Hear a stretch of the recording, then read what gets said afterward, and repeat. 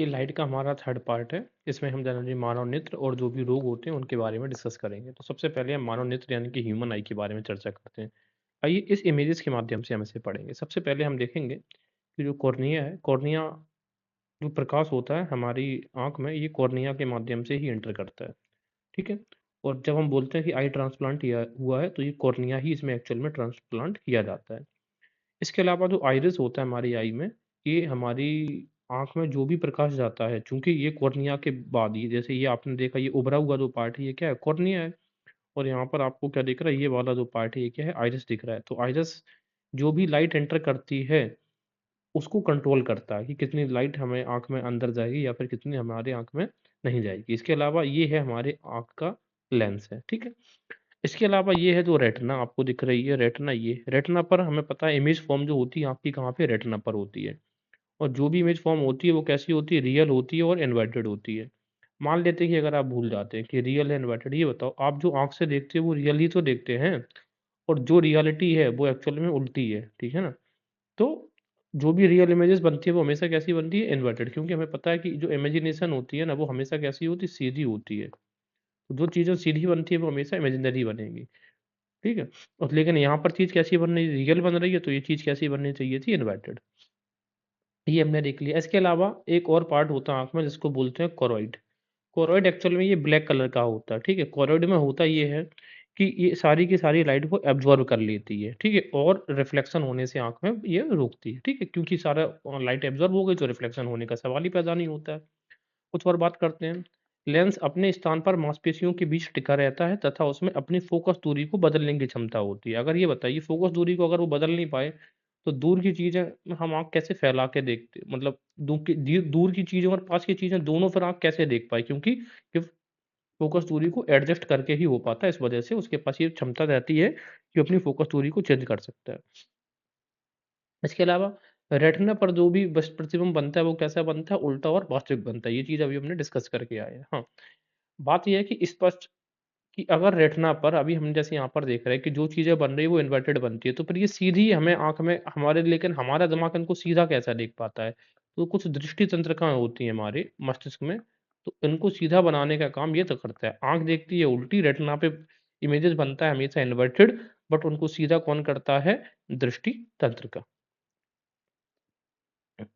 हाँ, इसके अलावा ये है कि हाँ, जिस स्थान पर दृष्टि सिरा रेटिना को छेद कर मस्तिष्क में जाती है, उस स्थान पर प्रकाश का कोई प्रभाव नहीं पड़ता है। ठीक है? जहाँ पर वो छेद के चली जाती है तो कोई प्रभाव नहीं पड़ता है। जहाँ पर कोई प्रभाव नहीं पड़ता है लाइट का, तो उसको हम बोलते हैं ब्लाइंड स्पॉट। और जहाँ पर सबसे ज़्यादा चमकदार हमें इमेजेस फ़ॉर्म होती है, उसको हम बोलते हैं येलो स्पॉट। जहाँ पर बना हुआ प्रतिबिंब सबसे अधिक स्पष्ट दिखाई देता है, उसको हम क्या बोलेंगे? येलो स्पॉट बोलेंगे। अब पावर ऑफ अकोमोडेशन ऑफ आई क्या है? अकोमोडेशन का मतलब क्या होता है? एक तरीके से एडजस्ट करना, ठीक है? और हम एडजस्ट कर कब करते हैं? जब चीज़ें बहुत ज़्यादा डेंस हो जाती हैं, ज़रा देखते हैं। सबसे पहले फ़ोकस ज़रा समझते हैं क्या होता है। जैसे ये ह्यूमन है, एक चीज़ ये रखी है, एक वस्तु ये रखी है 5 मीटर पर और एक वस्तु ये रखी है यहाँ से 10 मीटर पर। मुझे एक चीज़ बताओ, व्यक्ति को फ़ोकस के लिए फ़ोकस दूर वाली चीज़ों पर अपना रखना पड़ेगा या नहीं? ये फ और ह्यूमन लेंस के पास ये पावर होती है कि वो अपना फ़ोकस बढ़ा सकता है। जब इस वस्तु को देखेगा तो वो अपना फ़ोकस क्या करेगा? बढ़ाएगा, और जब ये पास की वस्तु को देखेगा तो फ़ोकस क्या करेगा? कम करेगा, राइट? येस और नो? मेन चीज़ फ़ोकस है। तो जब चीज़ें दूर होती हैं, तब तो हम बड़ी आसानी के साथ आँख हमारी नॉर्मल होती है और चीज़ों को हम देख लेते हैं। जब लेकिन वो जो चीज़ें हमारी बिल्कुल पास आती जाती हैं, तो हम आँखों को अपनी क्या करते हैं, हमारी जो आइज़ होती है उनको हम कॉन्ट्रैक्ट करते हैं, यानी कि इनको सिकोड़ने लग जाते हैं। ठीक है ना? इनको हम क्या करते हैं? सिकोड़ते हैं। तो हम क्या कर रहे हैं? एडजस्टमेंट कर रहे हैं या नहीं कर रहे हैं? इसी को हम बोलते हैं क्या? एक्कोमोडेशन। एक्कोमोडेशन का मतलब होता है कि आँखों का सिकोड़ना, जब पास की वस्तु को देखने के लिए। आँख की इस प्रकार फ़ोकस दूरी को कम करने की क्षमता। अब हमने जब ये बताइए, ये जब पास की चीज़ आँख कब देख पाएगी? जब अपनी फ़ोकस दूरी को आप कम करेंगे। तो आँखों का सिकुड़ने का मतलब है कि फ़ोकस दूरी आप क्या कर रहे हैं? कम कर रहे हैं, रिड्यूस कर रहे हैं। और अगर दूर की वस्तु देखना है तो आपको फ़ोकस दूरी अपनी बढ़ानी होती है। तो फ़ोकस दूरी को कम करना ही हम क्या कहते हैं? एक्कोमोडेशन ऑफ आई कहते हैं। ज्यों-ज्यों हम अधिक पास की वस्तुओं को देखते हैं, त्यों-त्यों समंजन क्षमता अधिक लगानी पड़ती है। यानी कि हमें जो हमारा एक्कोमोडेशन होती है, वो और ज़्यादा पावर हमें लगानी पड़ती है। इसी वजह से पास की चीज़ें देखने में हमारी आँख जल्दी थक जाती है। कम से कम कितनी डिस्टेंस होना चाहिए? जैसे ये हमारी आई है, तो इससे कम से कम 25 सेंटीमीटर डिस्टेंस होना चाहिए, कम से कम। तो ही हमारी आँख इसको देख पाएगी, नहीं तो नहीं देख पाएगा। तो इसी को हम बोलते हैं least distance of distinct vision, ठीक है? और अगर हम कहें कि आँख का जो सबसे दूर का बिंदु है, वो आँख सबसे अगर हमें कह रहे हैं कि एक व्यक्ति अगर यहाँ खड़ा है, तो आप ये बताओ सबसे दूर कितनी चीज़ों को देख कितने डिस्टेंस की चीज़ को देख पाएगा? तो ये इन्फिनिटी, इसी वजह से तो हम तारों को भी अपनी आँखों से देख लेते हैं। देखते हैं ब्रह्मांड में कितने ऊँचे तारे हैं, इन्फिनिटी तक आँख देख सकती है। That's it. कलर विज़न का मतलब क्या होता है? अब कलर विज़न के लिए हमारे जो आइज़ हैं, उसमें 2 काम की चीज़ है। एक है शंकु और एक होता है कोन, यानी कि रॉड। शंकु का काम जनरली क्या है? शंकु के आकार की कोशिकाओं और रंगों के अनुरूप प्रतिक्रिया करती हैं। जैसा रंग होगा वैसे ये रिस्पॉन्ड करेंगी। कौन? कोन्स। और इन्हीं से हमें रंग का आभास होता है। तो ये सबसे इम्पोर्टेंट पॉइंट यही बनता है कि हमारी आँख में ऐसा कौन-सा पार्ट है जो हमें रंगों का आभास कराता है, तो क्या बोलेंगे? कोन्स बोलेंगे। अगर हम छड़ की बात करेंगे, तो छड़ के आकार की कोशिकाएँ प्रकाश की तीव्रता के अनुरूप प्रतिक्रिया करती है। देखो, मैं फिर से रिपीट कर रहा हूँ, जो शंकु होता है ना, इस कलर के अनुरूप करता है कि जैसा कलर, कौन-सा कलर है, ब्लू है, ग्रीन है। जबकि जो छड़ होता है ना, ये इंटेंसिटी के हिसाब से अपने आप को रिस्पॉन्ड करती है। ये 2 चीज़ है। तो छड़ किसके हिसाब से? इंटेंसिटी के हिसाब से रिस्पॉन्ड करती है, जबकि शंकु कलर के बेसिस पे। ये धुंधले प्रकाश के प्रति अधिक संवेदनशील होते हैं। कौन से? जो छड़ होते हैं, यानी कि दोनों। इसलिए अंधेरे में भी हम किसी वस्तु का अनुमान लगा पाते हैं। बस यही चीज़ हमें याद रखनी है। जब प्रकाश अधिक चमकीला हो जाता है, यानी कि जब ज़्यादा लाइट होती है, तो छड़ कार्य करना कम कर देते हैं और शंकु संवेदनशील हो जाते हैं। तो जो शंकु होते हैं, जनरली जो होते हैं ये, देखो, जब प्रकाश अधिक चमकीला होता है, तो जो छड़ होता है ये कार्य करना कम कर देते हैं, यानी ज्यादा कार्य नहीं करेंगे, क्योंकि ये अंधेरे में अच्छा काम करते हैं। ठीक है, जो शंकु होता है अंधेरे में अच्छा काम करता है, और जो शंकु और सॉरी छड़ और जो शंकु होते हैं वे संवेदनशील हो जाते हैं। That's it. और इससे ज्यादा हमें कुछ याद रखने की जरूरत नहीं है। क्रोमैटिक एडेप्टेशन का मतलब क्या है? देखो, सीधी सी बात ये है कि ये चीज है, ठीक है, एक ये मतलब एक मान लो ये कोई चमकीली सतह है। ये कैसी है? ये चमकीली सतह है। ये चमक रही है, मान लो कलर है इसमें कोई। आपने क्या किया, इसका एक ये वाला हिस्सा किसी एक एक कवर से आपने इसे बंद कर दिया। ठीक है, ये बंद कर दिया। अब वो ये कह रहे हैं, अब आप इसकी ये वाले पार्ट को देखो, इस वाले पार्ट को। इसको आप लगभग अगर 30 सेकंड देखते रहेंगे। अब हम ये वाला अगर पर्दा हटा दें, ठीक है, यानी कि ये वाला पर्दा अगर हटा दिया 2 पार्ट से, तो इसे फिर से देखते हैं। हमने ये वाला पार्ट क्या कर लिया? कवर कर लिया। इसको अगर आप 30 सेकंड देखते रहेंगे, इसके बाद हमने ये वाले पार्ट से कवर हटा दें, तो वो कह रहा है कि ये वाला जो पार्ट होगा, ये आपको अधिक चमकीला दिखाई देगा। ऐसा क्यों होता है? क्योंकि ये वाला जब तक आप जो पार्ट देख रहे थे, 30 सेकंड में आई ने इस चीज़ को अडॉप्ट कर लिया। इस सतह को अडॉप्ट कर लिया था, यानी कि उसकी आदी हो गई थी। आदत सी पड़ गई थी उसको इसको देखने के लिए। इसी वजह से जो नई चीज़ दिखेगी, वो ज़्यादा चमकीली, ज़्यादा अट्रैक्टिव दिखती है। इसी को बोलते हैं क्रोमैटिक एडाप्टेशन। क्रोमैटिक का मतलब होता है कलर। सक्सेसिव कॉन्ट्रास्ट का मतलब क्या होता है? ज़रा ये देखते हैं। हाँ,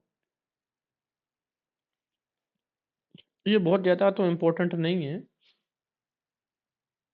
कह रहे हैं कि यदि हम 30 सेकंड तक किसी रंगीन प्रतिबिंब को देखें और फिर किसी उजली सतह पर देखें, तो उसमें एक अनुप्रतिबिंब, यानी कि आफ्टर इमेज बनता है, जिसका आकार वास्तविक प्रतिबिंब के बराबर होता है, लेकिन इसका रंग भिन्न भिन्न होता है।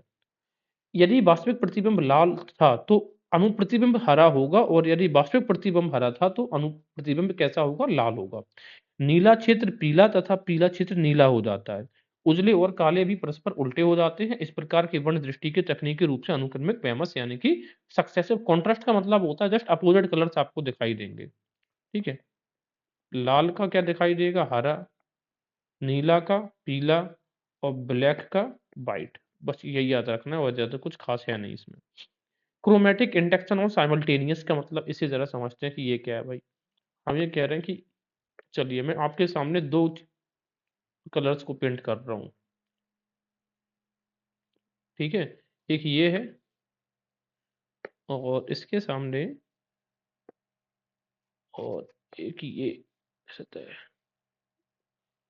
अब यहाँ पर मैंने एक ये कलर को पेंट नोट डाउन किया, और एक ये। मुझे आप बताओ, आपको डार्क कलर कौन सा दिख रहा है? यही दिख रहा होगा। ये वाला डार्क दिख रहा है ये। तो पता है ऐसा क्यों है, जबकि है तो एक ही कलर। इसका जो बैकग्राउंड है ये लाइट है, इसका बैकग्राउंड कैसा है? डार्क है। सॉरी, हाँ, जो आप इसको डार्क दिख रहा है और आपको ज़्यादा लाइटर ये दिख रहा है। क्योंकि जब आपके बैकग्राउंड के हिसाब से चीज़ें चेंज होती हैं, ठीक है ना? बस यही बात कहा जा रहा है साइमल्टेनियस कॉन्ट्रास्ट में। साइमल्टेनियस का मतलब होता है एक ही टाइम पे, तो मतलब एक ही टाइम पे दैट मीन्स आपको 2 कलर चाहिए होते हैं इसके एक्सपेरिमेंट करने के लिए। फैंटम कलर छोड़ो, डिफेक्ट्स ऑफ विज़न ज़रा देखते हैं कि ये दूरदृष्टि दोष और निकट दृष्टि दोष क्या होता है? इसे ज़रा समझते हैं। सबसे पहले हम एक बार फ़ोकस को फिर से समझते हैं ज़रा। एक एक इंसान पर्सन है, एक चीज़ ये 5 सेंटीमीटर डिस्टेंस पे रखी है इसके एक ऑब्जेक्ट इसके 10 सेंटीमीटर डिस्टेंस पर रखा है, 10 सेंटीमीटर पर। मैं जो चीज़ें समझा रहा हूँ उसे आप समझो, रटने का समस्या नहीं होगा आपको। सबसे पहले एक वर्ड पे फ़ोकस करो, ये फ़ोकस। दुनिया में हर चीज़ क्या है? फ़ोकस ही है, फ़ोकस। फ़ोकस का मतलब है अगर ये चीज़ रखी है, ये बताओ तो आपको कितना दूर देखना पड़ेगा? 10 सेंटीमीटर देखना पड़ेगा। तो ये बताओ आपको आपने अपना फ़ोकस कितना बढ़ाया? 10 सेंटीमीटर तक बढ़ाया। तो दूर की चीज़ में हमें फ़ोकस क्या है? बढ़ाना पड़ता है या नहीं? सीधी-सी बात है। दूर की चीज़ रखी है, दूर तक देखना है तो दूर तक फ़ोकस करना पड़ेगा। और अगर फिर हम एक छोटा अब ये 5 सेंटीमीटर की डिस्टेंस पर चीज़ रखी है, तो यहाँ पर आपने अपना फ़ोकस क्या किया? कम किया या नहीं किया? येस और नो? अब मुझे एक चीज़ बताओ, फ़ोकस समझ में आ गया कि दूर की चीज़ देखने के लिए फ़ोकस क्या करना पड़ेगा? यहाँ पर जो फ़ोकस होगा वो आपको बढ़ाना पड़ेगा और यहाँ पर जो फ़ोकस होगा वो आपको कम करना पड़ेगा। येस और नो? राइट। अब फ़ोकस का जो हमने रिलेशन पढ़ा है वो कैसा होता है? इनवर्सली रिलेशन होता है पावर का। अब देखना, अब इसे भी मैं आपको नॉर्मल लैंग्वेज में समझा रहा हूँ। जब आप दूर की चीज़ देखोगे तो क्या आप उतनी ही पावर से देख पाओगे? उतनी ही पावर से देख पाओगे जितनी पावर से पास की चीज़ देख रहे थे? यही बताओ मुझे, हाँ या ना? नहीं देख पाओगे। तो जब आपने फ़ोकस बढ़ाया इस एरिया पे, तो आपका जो पावर होगा, वो कैसा हो जाएगा? कम होगा कि नहीं होगा? यस। और यहाँ पर जब आपने फ़ोकस कम किया, तो इस चीज़ को बहुत अच्छे से देखोगे। किस वाली चीज़ को? इस वाली चीज़ को। तो जब आपने फ़ोकस कम किया, तो यहाँ पर आपका जो पावर होता है, वो बढ़ जाता है। बात समझ में आ गया? एक चीज़ पकड़ो फ़ोकस, कि कहाँ पे फ़ोकस बढ़ रहा है, कहाँ पे कम हो रहा है। उसी से इनवर्स रिलेशन होता है पावर का। मैंने फिर से समझा रहा हूँ आपको। फ़ोकस जितना डिस्टेंस पर, अब जितनी दूर जितना ज़्यादा फ़ोकस होगा, क्या पावर आप उतना लगा पाओगे? ऐसे समझ लो, जैसे जितनी दूर आपकी आँख भागेगी, आपकी दृष्टि भागेगी, क्या उसी पावर के साथ भागेगी? तो पावर ज़्यादा रहेगा या कम? कम ही तो रहेगा। पर अगर इस पॉइंट से तुम ही भाग के दिखाओ मुझे, तो आपका पावर क्या ज़्यादा रहेगा या कम? कम ही तो रहेगा। तो जितना आपका रीच बढ़ रहा है, जितना आपका फ़ोकस बढ़ रहा है, उतना पावर आपका कम हो रहा है। अब ज़रा समझते हैं निकट दृष्टि दोष। अब भाई इनके नाम में ना उल्टा दिखता है। निकट दृष्टि दोष, तो निकट की जो चीज़ें हैं, ये यहाँ पे क्लियर दिखेंगी। बात समझ में आ रहा है? तो दूर की जो चीज़ें हैं, वो इनको कैसी दिखेंगी? अस्पष्ट दिख रही हैं। यहाँ पे लिखा है, परंतु दूर स्थित वस्तुओं को नहीं देख पाते। यहाँ पे क्या? दूर की चीज़ें यहाँ पर नहीं दिख रही हैं। बात समझ में आ रहा है? अब इनकी कंडीशंस क्या है? यही कंडीशंस देगा एग्ज़ाम में। अब ये चीज़ हमें समझ में आ गई, जैसे ही वर्ड आएगा, तो हमें ये दिखेगा निकट दृष्टि दोष है, तो ठीक है, ये निकट तो देखेगा लेकिन दूर का नहीं देखेगा। अब कंडीशन इसकी मत पढ़ो, मैं खुद आपको समझा रहा हूँ। ये बताओ, ये एक व्यक्ति है, ये दूर की चीज़ नहीं देख पा रहा है। क्या है? दूर की चीज़ नहीं देख पा रहा है, राइट और नॉट? ये क्यों नहीं देख पा रहा है? अभी हम क्या पढ़ के गए थे कि अगर दूर की चीज़ देखना है तो आपको फ़ोकस क्या बढ़ाना पड़ेगा। लेकिन ये क्या है? ये दूर की चीज़ देख ही नहीं पा रहा है। इट मीन्स इसका जो फ़ोकस है, इसका मतलब क्या है कि इस व्यक्ति का जो फ़ोकस है, वो कैसा हो गया है? कम हो गया है। येस और नो? इसी वजह से तो ये दूर का नहीं देख पा रहा है। और अगर इसका फ़ोकस कम हो गया है, तो इसका जो पावर है, वो कैसा हो गया है? बढ़ गया होगा। हाँ या ना? पावर बढ़ गया है। और अगर इसका पावर बढ़ा है, तो जो गोला का जो आकार होता है, लेंस का जो गोला होता है, वो भी तो बढ़ेगा। फिर पावर कब बढ़ेगा? जब गोला बढ़ेगा, उसका जब आकार बढ़ेगा ना लेंस का, तभी ना पावर बढ़ेगा। अब इस जरा देखना इसमें क्या इन्होंने यही क्या कंडीशंस दी हैं? लेंस की फोकस दूरी घट जाती है। मैंने क्या दिखाया? फोकस कम हो गया, दूरी घट गई। दूसरा, लेंस की क्षमता बढ़ जाती है। मैंने बताया था कि पावर की जो लेंस की पावर है, क्षमता, ये बढ़ गई है, राइट। दूसरा कह रहा है कि लेंस की गोलाई बढ़ जाती है। मैंने क्या यहाँ पर आपको समझाया कि लेंस की गोलाई बढ़ गई है। बात समझ में आ गया? अच्छा। अब इसे खत्म करने के लिए, अगर हमें खत्म करना है, तो यहाँ पर हमें उपयुक्त फोकस दूरी के अवतल लेंस का प्रयोग करना पड़ता है। किस लेंस का प्रयोग करना पड़ता है भाई लोग? यहाँ पर अवतल अवतल लेंस का पता है ना क्या रूप होता है? अवतल लेंस उत्तल दर्पण की तरीके से काम करता है। तो उत्तल दर्पण या अवतल लेंस एक की प्रॉपर्टी याद रख लो। चलिए, अब हम देखते हैं दूरदृष्टि दोष। तो दूरदृष्टि दोष में हमें पता है कि दूर की चीज़ें अच्छी दिखेंगी और पास की जो चीज़ें हैं वो कैसी दिखेंगी? दिखाई नहीं पड़ती हैं। देखना यहाँ पे लिखा होगा निकट की वस्तु दिखलाई नहीं पड़ती। निकट की वस्तु दिखलाई नहीं पड़ती। यही तो उन्होंने लिखा है। अब ज़रा-ज़रा समझना इसे फिर से आते हैं इसी पे। देखना इसी निकट की वस्तु दिखाई नहीं पड़ रही है। ये जो चीज़ यहाँ पे रखी है निकट की, यहाँ पर इसकी वस्तु दिखाई नहीं पड़ रही है। बात समझना? इसका मतलब क्या हो गया? निकट की दिखाई नहीं पड़ रही है इसको, यानी कि दूर की दिखाई तो पड़ रही है। अब ज़रा दूर की दिखाई पड़ने के लिए कंडीशन क्या थी इसकी? ये बताओ मुझे, कि इसका फ़ोकस जो है, दूर की कब दिखेगी? जब आपका फ़ोकस कैसा होगा? हाई होगा। तो फ़ोकस हाई होगा तो आपका पावर कैसा होगा? कम होगा। ये सुन लो। और जब आपका पावर कम होगा, तो फिर आपका जो गोला होगा, उसका जो आकार होगा वो भी कम होगा। ये सुन लो, मैंने यही बताया। अब ज़रा आप मिलान करना ज़रा इनकी कंडीशंस को, देख लो थोड़ा-सा। फ़ोकस बढ़ रहा है इसमें, देखना लेंस का फ़ोकस दूरी बढ़ जाती है, बढ़ गई है। इसमें गोलाई कम हो रही है, गोलाई कम हो रही है। क्षमता घट रही है, क्षमता घट रही है। ये 2 चीज़ें समझ में आ गई दोनों। और इसे अगर आपको ख़त्म करना है तो उसमें उत्तल लेंस का प्रयोग करना पड़ेगा दूरदृष्टि में। ये सुन लो। अब अगर मैं ये कहूँ, ज़रा समझ में आना है कि आप अगर इसी को बस इतने ही चीज़ से आप आसानी के साथ पढ़ सकते हैं, याद कर सकते हैं। कैसे? देखना ज़रा। पहले आपको ये कंडीशन तो पता है कि दूर की चीज़ कब दिखाई देगी? दूर की चीज़ कब दिखाई देगी? जब फ़ोकस सही है और पावर कम है। पास की चीज़ कब दिखाई देगी? जब फ़ोकस कम होना चाहिए और पावर बढ़ना चाहिए। तो दूरदृष्टि दोष में क्या होता है? दूरदृष्टि दोष में दूर की चीज़ तो सही दिखाई दे रही है, लेकिन पास की गड़बड़ है। पास की गड़बड़ है, तो ये पास की चीज़ें गड़बड़ होती हैं दूरदृष्टि दोष में। बात समझ में आ रहा है? तो उसी कंडीशन से हम चीज़ों को बनाएँगे। अब जैसे यहाँ से एक बार मैं फिर से रिपीट कर रहा हूँ, जैसे कि निकट दृष्टि दोष में क्या होता है? दूर की चीज़ें अच्छी दिखाई नहीं देती हैं, ठीक है? तो कहने का मतलब है जो कंडीशन आपको दूर की चीज़ें दिखाई देने में लगानी चाहिए, जो उपयुक्त कंडीशन है, आइडियल स्टेट है, उन्हीं में गड़बड़ होगा, ठीक है? तो इसकी पावर कैसी है? 1 मिनट रुकना ज़रा। निकट दृष्टि दोष में इस रोग से ग्रसित व्यक्ति नज़दीक की वस्तु देख लेता है, ठीक है। हाँ, तो जब भी ये कहे कि निकट दृष्टि दोष, तो हमने ये निकट वाली कंडीशन को फ़ॉलो करवा देना है, ठीक है? और जब वो कहे दूर दृष्टि दोष, तो हमें दूर वाली कंडीशन को फ़ॉलो करवाना है, बस यही है। जब जैसे उसने कहा निकट दृष्टि दोष, तो निकट चीज़ हमें कब दिखेगी? जब इसका फ़ोकस कम हो जाएगा, पावर बढ़ेगा। तो इसमें यही देखना, फ़ोकस कम हो जाएगा, इसका पावर बढ़ेगा। जब वो कहेगा निकट, तो निकट की कंडीशन फ़ॉलो करवा दो, और जब वो कहे दूर, तो दूर की कंडीशन फ़ॉलो करवा दो, वही प्रॉपर्टीज़ बन, क्योंकि निकट में है क्या है कि निकट की चीज़ें ये देख पा रहा है, निकट की चीज़ें ये देख पा रहा है। तो कहने का मतलब है ये चीज़ें इस पे फ़ोकस होगा, और दूर में जब ये दूर की चीज़ें देख पा रहा है तो ये और देख पाएगा। That's it. आगे देखते हैं, एस्टिमेगेटिज्म का मतलब ये होता है कि जब व्यक्ति देखो, अब जैसे ये आँख है, ये ज़रा समझो, ये आई है, आप इस साइड देखते हैं, फिर आप ऊपर की तरफ और नीचे की तरफ देखते हैं। तो जो एस्टिमेगेटिज्म है, दृष्टि वैमनस्य या अबिंदुकता, उसमें आप इस साइड इसको बोलते हैं हम हॉरिज़ॉन्टल, ठीक है? हॉरिज़ॉन्टली कर्व, और ऊपर-नीचे को बोलते हैं हम, इसको क्या बोलते हैं? Vertical curve. तो हम ऊपर-नीचे और इस मतलब दोनों साइड्स अपनी ये नहीं देख पाते, इसी को हम एस्टिमेगेटिज्म बोलते हैं, ठीक है? अगर कहने का मतलब ये है कि अगर आप इस साइड यानी कि लैटरली देख पाओगे, तो आप ऊपर-नीचे नहीं देख पाओगे, और अगर आप इन केस ऊपर-नीचे देख पाओगे, तो आप फिर ये आस-पास नहीं देख पाओगे। इसी केस को हम कहते हैं क्या? एस्टिमेगेटिज्म या दृष्टि वैमनस्य या अबिंदुकता। ये इसको हम सही करते हैं सिलिंड्रिकल लेंस के तरीके से। दूसरा है कलर ब्लाइंडनेस का मतलब क्या है? इसमें जब हमारी ओर लाल रंग दिखाई देना बंद कर देते हैं, कलर ब्लाइंडनेस बोला जाता है। पर्सिस्टेंस ऑफ विज़न का मतलब समझो ज़रा, दृष्टि निर्बंध। पर्सिस्टेंस का मतलब होता है कि कोई चीज़ डटी रही, बनी रही, टिकी रही, है ना? इसको ज़रा समझते हैं। हमें ये पता है कि रेटिना पर कोई भी जो प्रतिबिंब है, वो कब बनेगा? एट लीस्ट वो एक सॉरी रेटिना पर हमारा प्रतिबिंब बनता ही हमें पता है।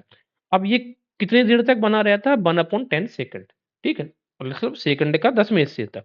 अगर सेकंड का 60 सेकंड 60 1 सेकंड जो होता है ना, उसका 10वें हिस्से तक ये क्या बना रहता है।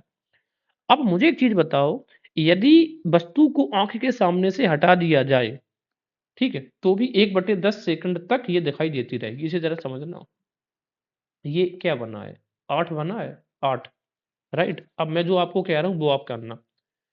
मैं जब मैं जब भी ये 8 बनाऊँगा, आप थोड़ा देखना और उसके बाद आँख बंद कर लेना। मैं अभी मैं बना रहा हूँ, ठीक है? Okay, ready. Close your eyes. अब मुझे ये बताओ, आपको वो अब आँख बंद रखना है, 8 दिख रहा है, बैकग्राउंड आपको व्हाइट ही दिख रहा होगा और 8 रेड कलर में ही बना दिख रहा होगा। इसी को persistence है कि आपने पहले तो अब ओपन कर लो आइज़, आपने जब 8 तो ओपन किया ही था ना, 8 जब आपने देखा था पहले, इसके बाद जब आपने आँख बंद कर लिया तब भी आपके वो माइंड में वो 8 बना ही रहा कि नहीं बना रहा? तो वो जो आकृति थी वो persistent रही, वो टिकी रही, बनी रही। इसी को कहते हैं persistence ऑफ विज़न। अब ज़रा समझना, अब वो ये कह रहे हैं कि इसी persistence ऑफ विज़न की वजह से ही जो जो चलचित्र होते हैं इसी सिद्धांत पर बनाया जाता है। जो चलचित्र का मतलब ये है कि कोई भी सीन एट लीस्ट आपको 1/10 सेकंड तक ज़रूर दिखाया जाएगा, नहीं तो वो आपको याद ही नहीं रहेगा, वो आपके दिमाग में ही नहीं छपेगा। तो जो चीज़ आप कम से कम 1/10 सेकंड तक देख ली, जैसे आप मूवी का कोई भी सीन देखते हो तो एट लीस्ट उसको आपकी आँखों के सामने 1/10 सेकंड से गुज़ारा ज़रूर जाएगा। दूसरा कह रहे हैं कि जो उल्का पिंड होता है, अब ये बताओ उल्का पिंड जो होता है एस्टेरॉइड्स जो होते हैं एक्चुअली में वो तो गोल होते हैं, हाँ या ना? लेकिन हमें ये मूव कैसे करते दिखाई देते हैं? लाइन में, रेखा में। ऐसा क्यों है, पता क्यों है? क्योंकि जैसे मान लेते हैं कि कोई एस्टेरॉइड है, वो यहाँ पर है, यहाँ पे है ना? अब वो यहाँ पे आगे चला, फिर आगे चला, फिर आगे चला, फिर आगे बढ़ा, फिर आगे बढ़ता है, देन फिर आगे बढ़ता है। इट मीन्स ये है कि जब आप ये एस्टेरॉइड यहाँ पर था ना, तो आपने इसको देखा होगा। फिर आप ये आगे बढ़ गया तो आप इसको यहाँ पर देखने लग गए। लेकिन ये वाली रेखा आपके दिमाग में अब भी बनी रही 1/10 सेकंड तक, क्योंकि आपने देखा ना था ना, तो ये वाली रेखा आपके दिमाग में अब भी बनी रही इस वजह से। फिर इसी तरीके से आगे बढ़ता जाता है, तो ये चीज़ आपके दिमाग में बनी रहती है। इसी वजह से आपको एक रेखा सी दिखाई देती है। और यही कारण है जो सीलिंग फैन होता है, उसके ये 3 पंखे होते हैं ना, तो जब ये चलते हैं तो आपको ये रुका हुआ मतलब इसकी पंखुड़ियाँ दिखाई नहीं देती हैं आपकी, इसकी जो विंग्स होती हैं वो आप क्यों काउंट नहीं कर पाते हैं? बिकॉज़ परसिस्टेंस ऑफ विज़न की वजह से, क्योंकि ये कंटिन्यू आपको यहाँ पे भी वो विंग्स दिखाई देगी, यहाँ पे भी दिखाई देगी, यहाँ पे दिखाई देगी, तो ये जो सब रिलेशन है वो परसिस्टेंस ऑफ विंग्स का है। ठीक है? तो तेज़ी से चलते हुए बिजली के पंखे भी इसी कारण हमें अस्पष्ट दिखाई पड़ते हैं। That's it. तो ये समझ में आया होगा परसिस्टेंस ऑफ विज़न क्या है? अब प्रकाशीय यंत्र ज़रा देख लेते हैं, फ़ोल्डिंग कैमरा देख लिया था, ऑब्जेक्टिव लेंस ये सब, डायफ्राम क्या होता है, ठीक है? तो ये अ, अविदृश्यक लेंस के ठीक सामने धातु का एक गोल पर्दा लगा होता है, जिसके बीच में एक छिद्र होता है, उसी को हम डायफ्राम कहते हैं, बहुत इंपॉर्टेंट नहीं है। शटर कैमरा पहले चलते थे, है ना? Ground glass screen, photographic film, ये फोटोग्राफिक फ़िल्म क्या होता है? ये सेल्युलॉइड की फ़िल्म बनी होती है। किसकी बनी होती? सेल्युलॉइड की बनी होती है, जिस पर जिलेटिन में सिल्वर ब्रोमाइड की पतली परत जमी रहती है, ये याद रखना। जिलेटिन की सिल्वर ब्रोमाइड इस्तेमाल होता है ना फोटोग्राफिक फ़िल्म्स में।